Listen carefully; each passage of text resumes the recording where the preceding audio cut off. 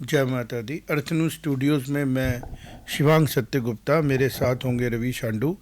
जो हमने पिछले कल से एक सीरीज़ शुरू की है जम्मू कश्मीर की राजनीति का कड़वा सच, उसके दूसरे एपिसोड में बैठेंगे और चर्चा करेंगे रवीश कि कैसे जम्मू कश्मीर के लोगों को इस्तेमाल किया गया अपनी निजी स्वार्थ के लिए और अपनी निजी राजनीति को बनाने के लिए, और पूरे भारत में किस तरीके से जम्मू कश्मीर की राजनीति ने अपना असर छोड़ा और भारत की सिक्योरिटी को भी थ्रेट में डाल दिया।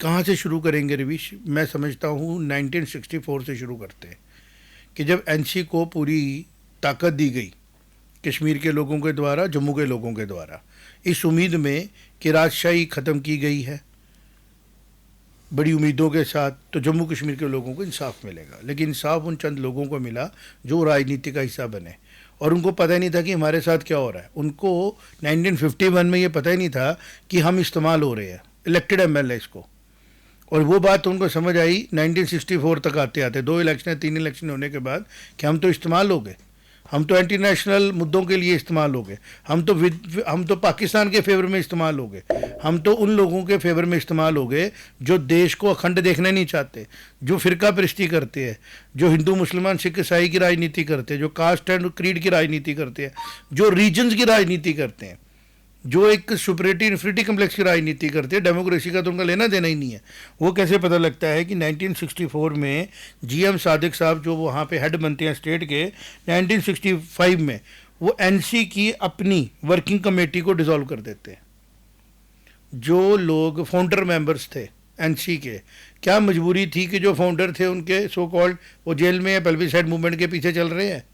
और कितने साल पहले, 90, आप सोचो कितने साल, मतलब लगभग यहाँ से 26 और पीछे अगर रिवर्स करें हम 36 साल, 26 और 37 60 साल पहले जम्मू कश्मीर की राजनीति को पता लग चुका था कि एनसी जिस कारण बनाई गई फिरका परस्ती रेडिकलाइजेशन कितना नुकसान देने वाली है। और जीएम सादिक साहब क्या करते हैं, वो जम्मू कश्मीर के अंदर एनसी को डिसॉल्व करते हैं और कांग्रेस में मर्ज करते हैं। जो उस समय की कांग्रेस आप समझेंगे तो वो कांग्रेस है जिन्होंने आज़ादी के लिए लड़ाइयाँ लड़ी, वो कांग्रेस है जो एक आइडियोलॉजी के साथ चल रही थी, नेशनलिज्म का चाल चल रही थी। मान लिया नेहरू जी से गलती हुई, शेख मोहम्मद अब्दुल्ला साहब की पॉलिटिक्स को समझने में, जो खेल रहे थे इंटरनेशनल एजेंसीज के हाथों में, और हम उनको क्रेडिट देते हैं कि उस टाइम पे उन्होंने डेमोक्रेसी लाई और देश को बचाया। ऐसा नहीं था।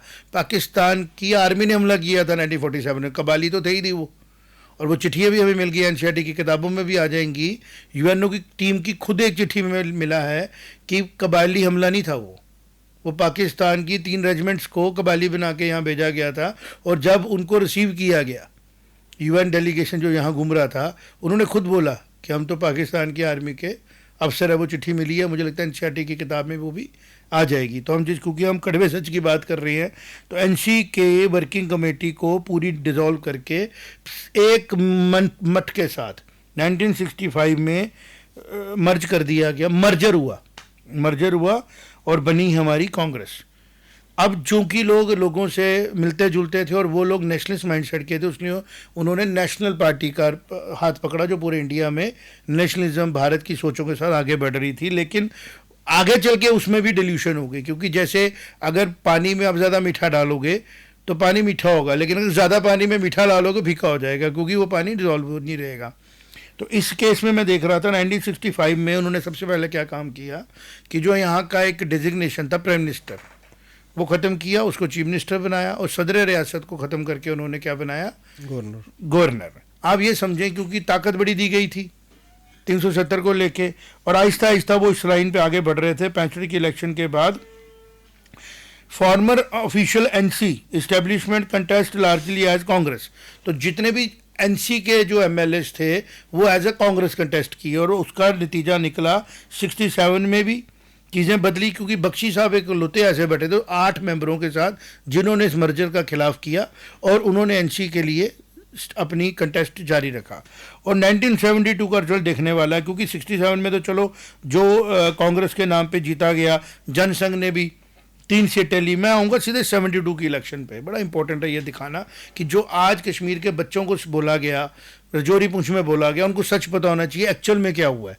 एक्चुअल में ये हुआ है 1972 में बहुमत के साथ सरकार बनती है, और सरकार जो है वो उन लोगों की बनती है जो इनिशियली एनसी के साथ काम करते थे, लेकिन उनको समझ आया कि एनसी का जो ब्रॉडर माइंडसेट है वो प्योरली जम्मू कश्मीर के लद्दाख के हित में नहीं है। वो एक पर्टिकुलर माइंडसेट है कि इसको किसी तरीके से इंटरनेशनल मुद्दा बना के बनाया जाए, और जो उसका फेस हो उसको कदर मिले, और कदर मिली भी। मैं समझूंगा कि बीजेपी ने भी 2098 की जब उसने गवर्नमेंट बनाई उसमें उसको फिर बेनिफिट दिया। इस बार नहीं होने देंगे, क्योंकि इस बार शायद ईश्वर ने हमें चुना है। सच लोगों के सामने लाएंगे, जो लोग वन साइडेडली बिहेव करते हैं उनको भी सच पता लगेगा। अगर जम्मू कश्मीर रियासत का हमने कोई भला करना है और भारत के प्रति अपनी कमिटमेंट को शो करना है, भारत के लोगों के प्रति उनकी सोवरेनिटी और सिक्योरिटी के प्रति हमें रोल प्ले करना पड़ेगा। तो मैं आपको 1972 का एक बताता हूँ जो बड़ी इंपॉर्टेंट चीज़ है समझना। 67 की इलेक्शन में भी चीज़ें बदल गई थी। कांग्रेस की तरफ से डिप्टी चीफ मिनिस्टर बन चुके थे, डीपी दर थे, गरदारी लाल डोगरा थे, अयूब खान थे, कंवर रंजीत सिंह थे। उसके बाद मुफ्ती मोहम्मद सैयद, जो आज की पीडीपी जिस तरीके से एंटी नेशनल एक्टिविटीज़ की अगर हम बात करें तो हम ये नहीं कह सकते थे, लेकिन वो प्रो एक्सट्रीमिस्ट इस्लामिक माइंडसेट को जो सपोर्ट करते हैं उसके हक में उनके पिताजी नहीं थे। मुफ्ती मोहम्मद सैयद साहब ने कांग्रेस की टिकट पे डिप्टी चीफ मिनिस्टर 1967 में बन चुके थे। आप समझते हैं, आते हैं हम 1972 पे। 1972 की जो हम सिचुएशन देखते हैं तो रवीश, लोगों को ये बताना ज़रूरी होगा कि 1972 में नेशनल कॉन्फ्रेंस इलेक्शन ही नहीं लड़ती है। वो इलेक्शन जो है वो एज ए सेपरेट पार्टी लड़ती है, और कांग्रेस के जो हमारे उम्मीदवार जीत के आते हैं 58 होते हैं, जमात इस्लामी के 5 होते हैं, भारतीय जनसंघ के 3 होते हैं।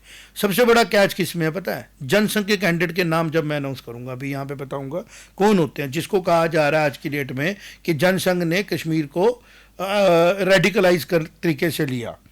तो उसमें अलग अलग फ़िरके के लोग, अलग अलग धर्मों के लोग पार्टिसिपेट करते हैं, और 1972 का इलेक्शन ख़त्म होने के ऊपर कांग्रेस को बहुत मत मिलता है, और एक इम्पॉर्टेंट आदमी जो हैं वो इसी इलेक्शन में शहीद अली शाह गिलानी भी जो हैं वो जमात इस्लामी की इलेक्शन में जीतते हैं 11,000 वोटों से 100 से। और इस तरीके से गरदारी लाल डोगरा जो होते हैं वो जसमेरगढ़, जिसको आज कठुआ हीरानगर कॉन्स्टिट्यूंसी बोलते हैं, वहाँ से जीतते हैं, और मक्खेलाल फोतेदार पहलगाम से जीतते हैं, एक कश्मीरी पंडित विनिंग फ्रॉम पहलगाम। मीर कासिम साहब जीतते हैं वेरीनाग से अनअपोज्ड, मतलब उनके खिलाफ कोई खड़ा ही नहीं होते हैं, क्योंकि उस टाइम पे आप सोचो कि अनअपोज्ड ये वो लोग थे जिन्होंने नेशनलिस्ट पार्टी का हाथ थामा, और लोकल कश्मीरी लोगों ने जो जिसको आज ये बोलते हैं जी उन्होंने आज़ादी की मूवमेंट चलाई, उन लोगों ने अनअपोज खड़ा किया, बिकॉज उस टाइम पर मीर कासिम साहब एनसी को छोड़ चुके थे। तो आप समझे कि कितना एक वेव जो था चला कि हम लोगों को इंटरनेशनल टैग नहीं चाहिए, हम लोग देश हित में और नेशनल पार्टी के साथ जाएंगे, हम ग्रो करेंगे, ठीक है ना। तो उसके आगे क्या होता है, जम्मू में क्या होता है? जम्मू के टोटल 3 कैंडिडेट जीतते हैं जनसंघ के। एक ऋषि कुमार कौशल होते हैं, वो रियासी से जीतते हैं। चमन लाल जी जीतते हैं साउथ से। सबसे इंपॉर्टेंट, जम्मू नॉर्थ से अब्दुल रहमान किसके कैंडिडेट होते हैं? जनसंघ के। अब इसको हम अंडरलाइन करके रखेंगे ना आज की जनता और आज के बच्चों को बताने के लिए कि जम्मू की जो पार्टी बेस हुई उसने रिलीजन के नाम पे सीटें नहीं दी, और जो एनसी थी वो रिलीजन देख के अगर हिंदू विन्नी कैंडिडेट है तो दे रही है, बात समझ में। जबकि जम्मू नॉर्थ कैसे हो सकता था विन्नी कैंडिडेट? इसका मतलब अब्दुल रहमान जैसे जो कद्दावर लीडर थे उस टाइम पे वो फिरका परस्ती के साथ नहीं जा रहे थे, वो जम्मू के हित की बात कर रहे थे, वो जम्मू कश्मीर लद्दाख के हित की बात कर रहे थे, और इन लोगों ने 1972 में ही सच जो है वो सामने लाया था। लेकिन चूंकि एक होता है ना मैनिपुलेशन की एक सेकंड चांस भी होता है, वो सेकंड चांस मुझे लगता है 70s में 80s में मिल चुका, अब नहीं मिलना चाहिए। अब हम आगे देखते हैं, वोट शेयर की बात करें तो कांग्रेस जो कि मोस्टली एनसी से टूट के लोग आए थे, लेकिन जब एनसी दोबारा रिकंसोलिडेट होती है 1977 में कि जब शेख साहब को साथ छोड़ा जाता है इंदिरा गांधी, तो उनको फिर से इन्हीं लोगों की कांग्रेस की सपोर्ट के साथ, लोग बोलते हैं कांग्रेस की सपोर्ट थी, बेसिकली वो कांग्रेस की सपोर्ट ही हम कह सकते हैं प्योरली माइंडसेट की। एनसी के ही लोग यहाँ आए थे जो नेशनलिस्ट माइंड के थे, लेकिन उनके साथ भी फिर सेंटर की कांग्रेस ने धोखा ही दिया ना किस्म का। अगर उनको शेख अब्दुल्ला साहब को सपोर्ट करना होता तो वो एनसी छोड़ते ही नहीं, तो यहां पे कांग्रेस के ऊपर क्वेश्चन मार्क आता है कि एक कांग्रेस 1965 की और एक कांग्रेस प्रेसिडेंट इंदिरा गांधी जी की, जिन्होंने 71 की वॉर देखी थी, और 75 में वो ये गलती करते हैं। एक तो या तो वो she is playing in some other hands कि 1971 में भी उन्होंने जीता हुआ हिस्सा छोड़ दिया, और फिर 75 में भी उन्होंने वो ब्लंडर गलती की, जिस गलती का खमियाजा आज तक भुगत रहे हैं, कि जब एक एंटी नेशनल सेंटीमेंट खत्म हो चुका था, जम्मू कश्मीर जो भारत का हिस्सा है, भिन्न अंग है, वो प्रॉस्पेरिटी की तरफ बढ़ रहा था। और मैं मानूंगा कि उस टाइम वाकई में दौर था 70s का, जो वो कश्मीर और जम्मू की प्रॉस्पेरिटी का दौर माना जाएगा। बॉलीवुड की मूवीज स्टार्ट हो गई, चीज़ें वहाँ पे बनना शुरू हो गई, ग्रोथ हुई, डेवलपमेंट हुई, एक एनॉर्मस ग्रोथ हुई। कासिम साहब और सादिक साहब का पीरियड मैं भी जानता हूँ, मेरे फादर उस पीरियड में इन लोगों के साथ बहुत काम करते थे, तभी मुझे याद है एक बुक भी लिखी गई है मीर कासिम साहब की। और मीर कासिम साहब के जो पीए थे वो हमारे परिवार के बहुत नज़दीकी थे, उनका नाम था गनी भट्ट साहब, बहुत नज़दीकी थे। और वो बहुत, उन्होंने जम्मू में एक being a Kashmiri Muslim, he married in a Jammu Punjabi Muslim family, और वो शादी मेरे पिताजी ने कराई थी। तो मुझे पता था कि उस टाइम के जो हालात थे रवीश, वो फिरका परस्ती से दूर दूर तक वाबस्तगी नहीं थी। मेरी बात समझ में आ रही है? मैं ये कम्युनिकेट करना चाहता हूँ कि कड़वा सच है। क्या कड़वा सच है? कि जो जेन्युइन लोग थे उनको अंडर सम इंप्रेशन डाउन किया गया, और जो मैनिपुलेटिव थे उनको पुश किया गया। जैसे 1977 में जब एनसी को रिवाइव किया गया बाय गिविंग द सीट थाली में सजा के to a person who was going for plebiscite, who was going for कि चाइना से बात करो, हु वाज गोइंग फॉर कि पाकिस्तान से मिलने जा रहे हैं, कॉन्स्पिरेसीज कर रहे हैं। और उसका खमियाजा क्या भुगता कि 1980s आते आते जब ज़ाउल हक वहां से ऑपरेशन टोपैक प्लान कर रहा था, वॉर से वो हार चुका था, तो यहां पे ऑलरेडी टेकर खड़े थे, और वही हुआ। जेकेएलएफ क्रिएट हुई, लिबरेशन फ्रंट क्रिएट हुआ, इलेक्शन रिगिंग हुई, और ये सारा खमियाजा आज कौन भुगत रहा है?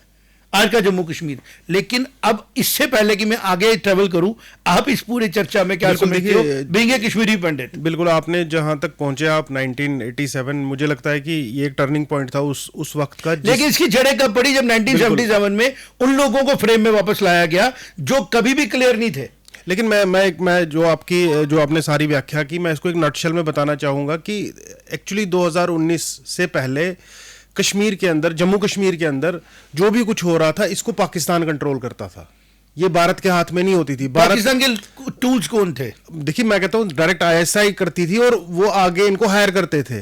जो पैसा होता है, देखिए पॉलिटिकल पार्टी होती है, जब पॉलिटिकल पार्टी को सोर्स नहीं बताना होता फंड का, अगर वो एक स्टेटमेंट दे दे तो पता नहीं कितना पैसा उनके अकाउंट में आ जाता है। तो इस तरीके से काम चला करते थे कि भाई आप ये बोल दीजिए, आप ऐसा कर दीजिए। तो पाकिस्तान ही चलाता था, सारी चीज़ें जो है पाकिस्तान के थ्रू ही चलती थी। जो शेख अब्दुल्ला का ऊपर जाना, नीचे जाना, या 53 में इतना वो हो जाना कि भाई मैं तो इसको अमेरिका से मिला दूंगा, तो ये सारा वो उन्हीं के इन्फ्लुएंस में करते थे। जब बिल्कुल, और 65 में फिर चाइना वालों को वाजे मारनी, भैया तुम ही इधर आ जाओ। और ये जब बिल्कुल हाथ से बात निकल जाती थी, तब भारत सरकार प्रॉपरली एक्ट करती थी। लेकिन तब तक वो उनके साथ पॉलिटिकली हैंडल करने की कोशिश करती थी, जो कि एक्चुअली पॉलिटिकल प्रॉब्लम था नहीं, इसको पॉलिटिकली हैंडल करने की कोशिश की थी। तो 2019 में पहली बार ऐसा हुआ कि भारत ने बोला कि ये होगा अब जम्मू कश्मीर में आगे। ये इसलिए एक लैंडमार्क चीज थी 370 हटाना। क्यों लैंडमार्क था? क्योंकि हिस्टोरिकली अगर हम देखते हैं कि भारत तो एक ऐसे पीछे होके बैठा हुआ है कि जी बात कर रहा है। अच्छा, उनको वही सुनाया जा रहा है। मुझे लगता है इंदिरा गांधी जी को भी अंदर की बातें नहीं पता थी कि उन्होंने, लेकिन मुझे बात समझनी पड़ेगी, जब उनके पिताजी ने इनको जेल में डाला और 1964 में उनको बोला गया कि आप पाकिस्तान जाके कोई बात अगर करनी है, क्योंकि 65 में लड़ाई हुई, पाकिस्तान ने जब हमला किया हमारे पे, उसके पहले इनकी मुलाकात हो चुकी थी। क्या कोई प्लान, क्या कोई ऐसी कॉन्स्पिरेसी हुई थी कि भैया आप ऐसा करो, आगे से हम ये कश्मीर में करेंगे, वैली में? क्योंकि उन्होंने हमला तो नखनूर से ही किया हुआ था, जम्मू से उनका कोई लेना देना नहीं था। आप ध्यान से समझो ना, चीज़ें डॉट कनेक्ट करने पड़ते हैं, आपको हिस्ट्री को एनालाइज करके लोगों के सामने लाना पड़ता है, और वही बुद्धिजीवी लोग फिर ओपिनियन बनाते हैं। ऑपरेशन क्या होता था? जिब्राल्टर वो छम से आया था, और इंदिरा गांधी जी ने ही वो एरिया दे दिया बाद में। 71 में भी सेम एरिया हमने जीता हुआ। जिब्राल्टर जो था, जिब्राल्टर कश्मीर के अंदर लोग बिठा के जिस ऑपरेशन की आप बात करें, तो ग्रैंड स्लैम, ऑपरेशन ग्रैंड ये स्लैम, दोनों बड़े छोटे स्पैन में हुए। ये मतलब 65-71 this is what I am saying. 71 में ग्रैंड स्लैम हुआ जब हमने बांग्लादेश के वो ग्रैंड स्लैम कराई। था। लेकिन इस ऑपरेशन में वो पैटर्न टैंक्स लाए गए थे और वो सीधे घुसा रहे थे अखनूर से ले जाने थे कश्मीर में, और उन्होंने वहां पे डिक्लेयर कर देना था कि हो गया। और कश्मीर में सिंपैथाइजर्स का मतलब थे, कोई प्लानिंग हुई थी 64-65 में, जो शायद कहीं पे कोई डॉक्यूमेंट मिले, क्योंकि हम तो डॉट्स जोड़ रहे हैं। हम अपने जम्मू कश्मीर को इस मैच से बाहर निकाल लेंगे, लिखी हुई सारी किताबों को बस्ट आउट करेंगे और जितना भी नैरेटिव जम्मू कश्मीर के अंदर चला है उसको खत्म करेंगे। एक जगह से के कांस्टेंट पकड़ना है कि कंटिन्यूटी किसकी थी। महाराजा जी को असाइलम तो नहीं बोलेंगे, देश निकाला दिया गया था। देश निकाला देने की शर्तें किसने रखी थी?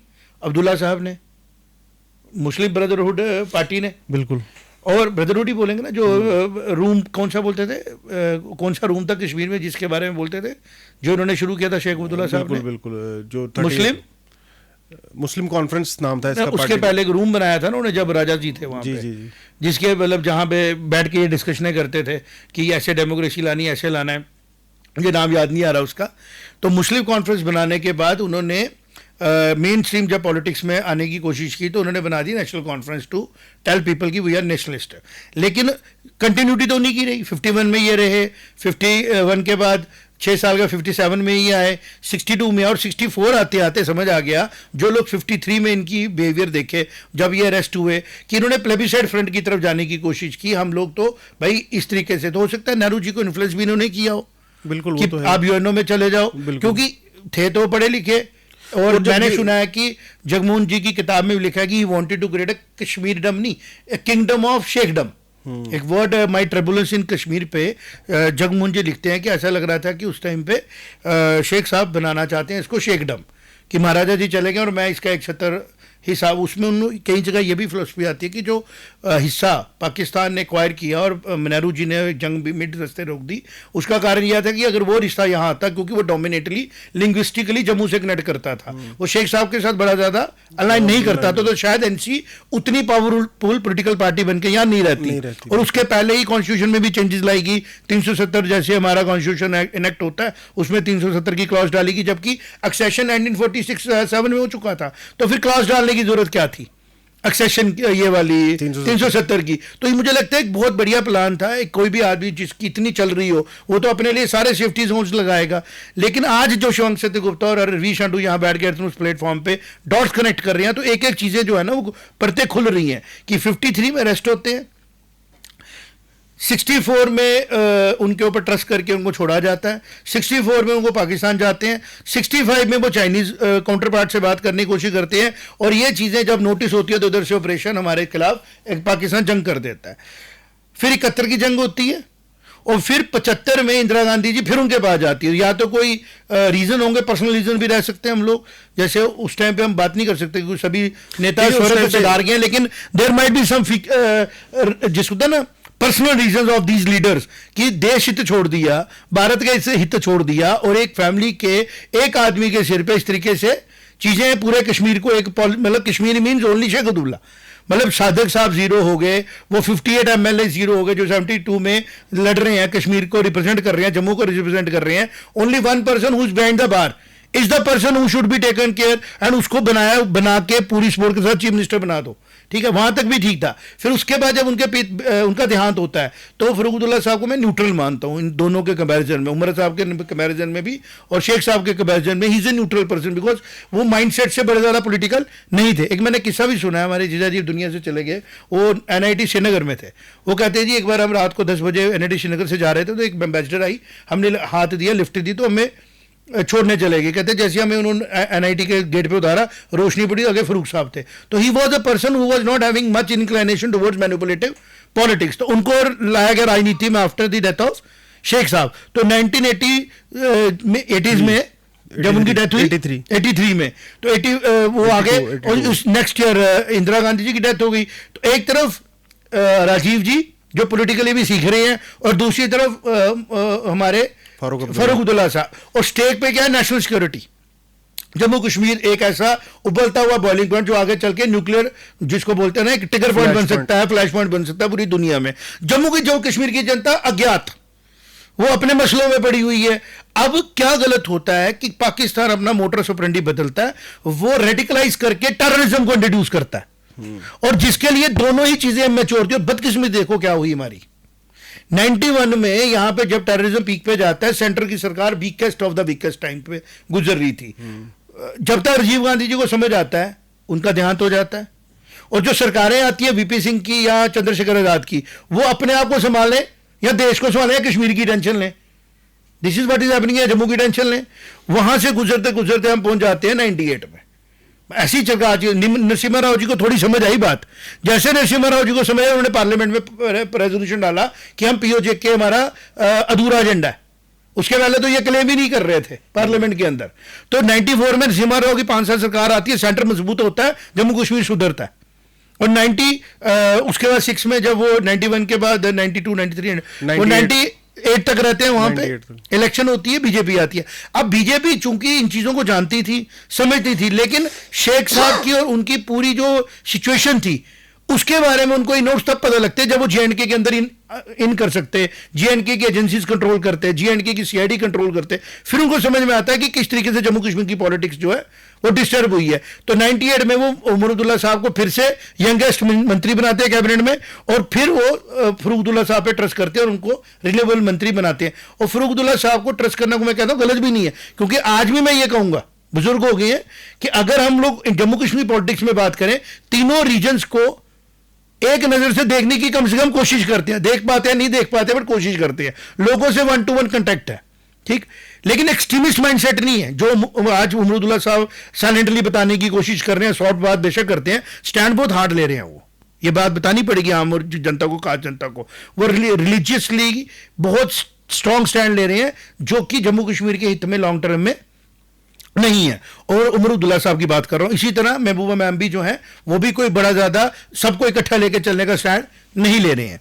अब हम आते हैं कि जैसे 98 आता है, उसके बाद यहां पे इलेक्शन होती है। 2002 में मुफ्ती मोहम्मद साहिद की साहब की सरकार बनती है, और कांग्रेस के साथ भी वो एलाई करते हैं, और पैंथर पार्टी भी जुड़ती है, मिलीजुली सरकार बनती है, बहुत बेहतरीन सरकार। पहले 3 साल मैं बोलूंगा बहुत बेहतरीन सरकार। 2002 से 2005 का टाइम हम बोले, हर फ्रंट पे हमारी सरकारें ठीक रही और बहुत अच्छे से। फिर अनफॉर्चुनेट पार्ट क्या होता है, दिल्ली फिर डिस्टर्ब हो जाती है, और जो अगली सरकारें आती हैं वो किस तरीके से मैनेज करती हैं जम्मू कश्मीर को, आपके सामने ही है। वो टेररिज्म को हैंडल करने में ऑलमोस्ट विफल हो जाती हैं। बॉम्बे ब्लास्ट, ट्रेनों में ब्लास्ट, जम्मू कश्मीर के अंदर डोडा पूरा हमारा जलता रहा। हम अभी जो सीरीज कर रहे हैं, हमें तो पता ही है कि डोडा के किस तरीके के हालात है जम्मू डिवीजन के। इसके कंटिन्यूएशन में जब हम आगे आते हैं, तो एक चीज कंटिन्यू कर रही है, जो थॉट एनसी का बैक थॉट था, एक्सट्रीमिस्ट पॉलिटिक्स करने विद सॉफ्ट वर्ड्स, उसको एक्सपोज करना जरूरी है। आप क्या समझते हो? बिल्कुल, देखिए 1987 में एक काफ़ी एक रिमार्केबल बात ये होती है कि पाकिस्तान एक दूसरा चेहरा दिखाता है अपना। वो 87 तक क्या कोशिश थी कि आप जम्मू को कुछ मत बताइए, आप उनको धोखे में रखिए। तभी अगर हम देखें इलेक्शन ट्रेंड्स में 87 के बाद एक मेजर शिफ्ट आया है जम्मू डिवीजन में वोटिंग पैटर्न में, जो कि आज के दिन पिनाकल पे पहुंचा, जहां पर हमने देखा 32 सीटें, 29 सीट्स 30 के करीब की सीटें जो है मैक्सिमम बीजेपी को मिली। लेकिन ये जो ओपन किया सारी चीज, देखिए जम्मू के लोग तो एनसी को भी वोट दे रहे थे, कांग्रेस को भी वोट दे रहे थे, सबको वोट दे रहे थे, मतलब सेकुलर बन के। लेकिन पाकिस्तान ने बोला कि अब समय आ गया है, ये दोनों युवा लोग हैं, ये समझेंगे नहीं। फारूक और राजीव गांधी की बात करता हूं मैं, तो उसने एक दूसरा फेज शुरू किया कि चलिए अब इसको ना खुद घुस के करेंगे, ठीक।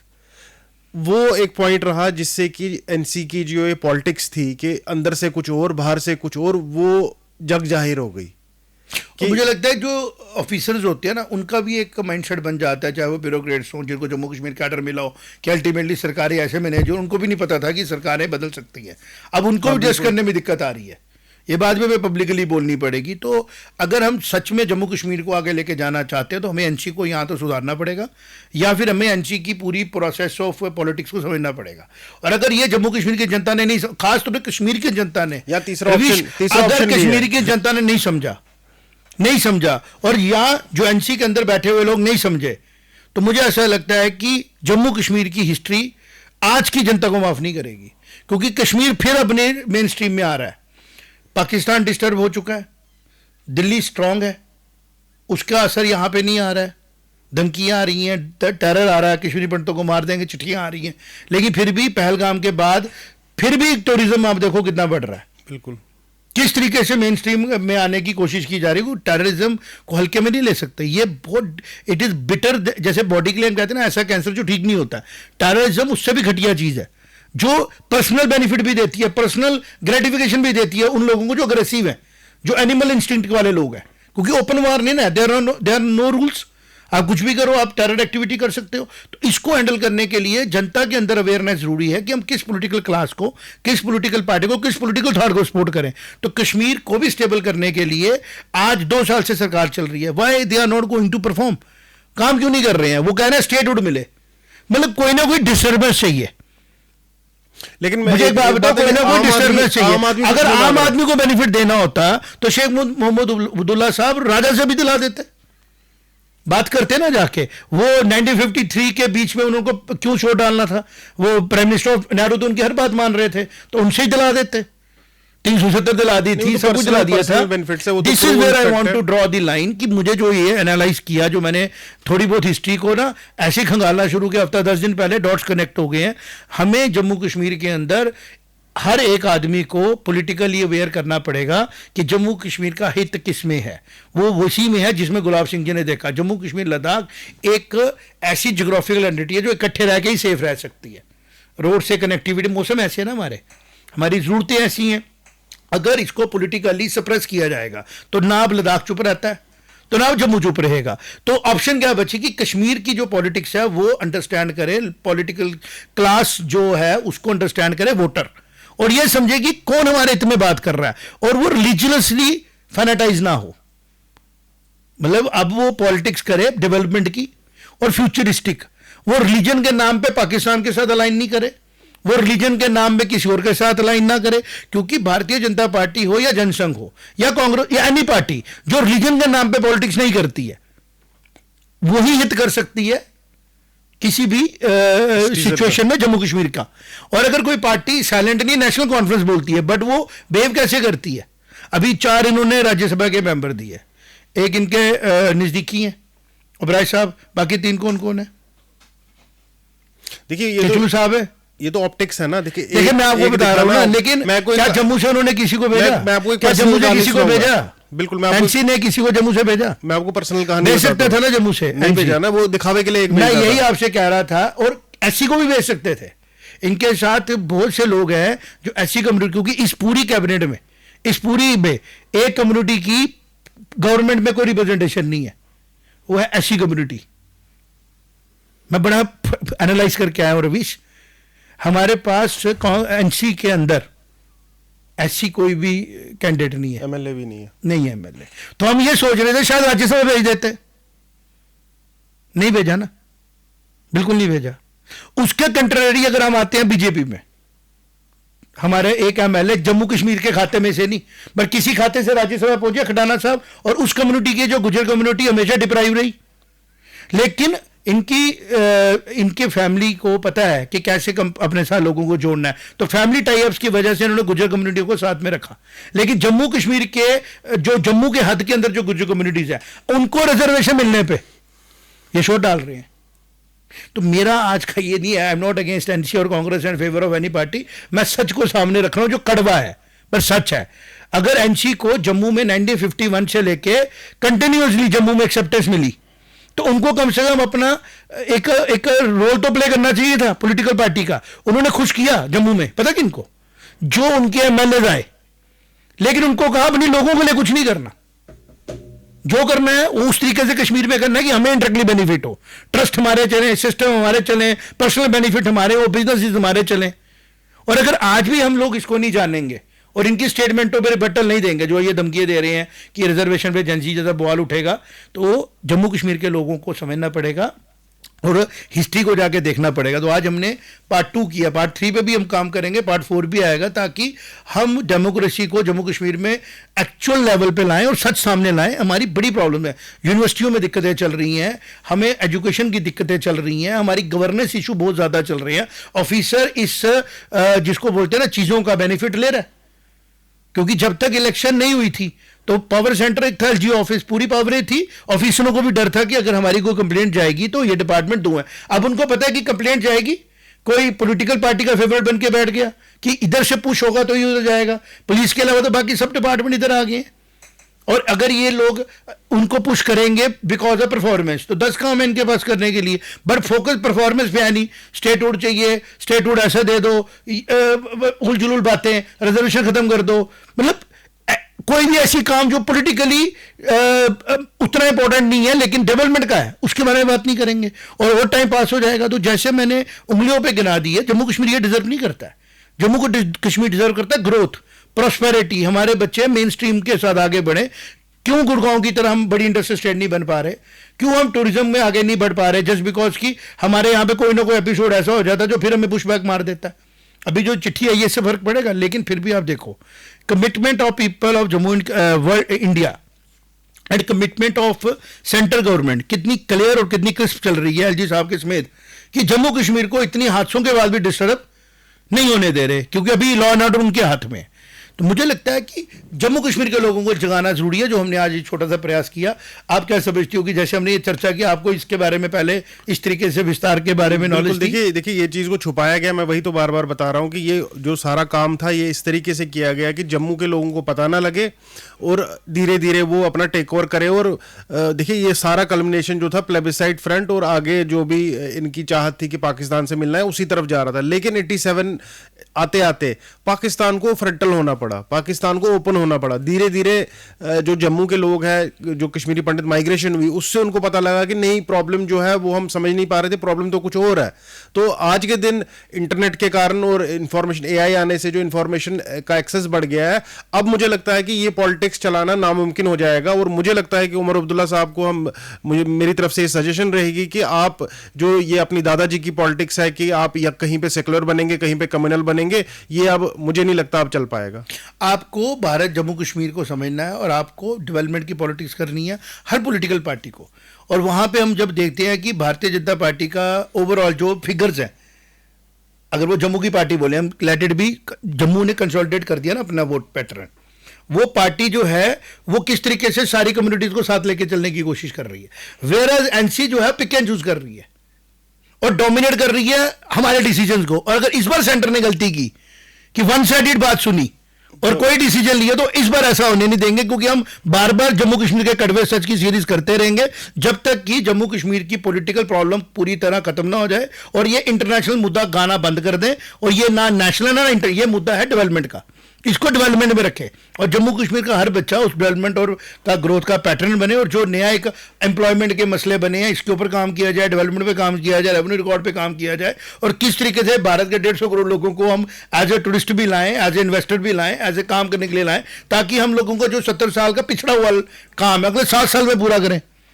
हमें 70 साल की ग्रोथ 7 साल में करनी है ना 20, तभी हम अपने बच्चों के लिए कुछ कर पाएंगे। बिल्कुल बिल्कुल। मेरा दर्शकों से भी अनुरोध है कि आपका क्या कहना है इस सारी डिस्कशन पे, कृपया कमेंट बॉक्स में जरूर लिखें। हमसे जुड़ने के लिए धन्यवाद। जय माता दी। जय माता दी।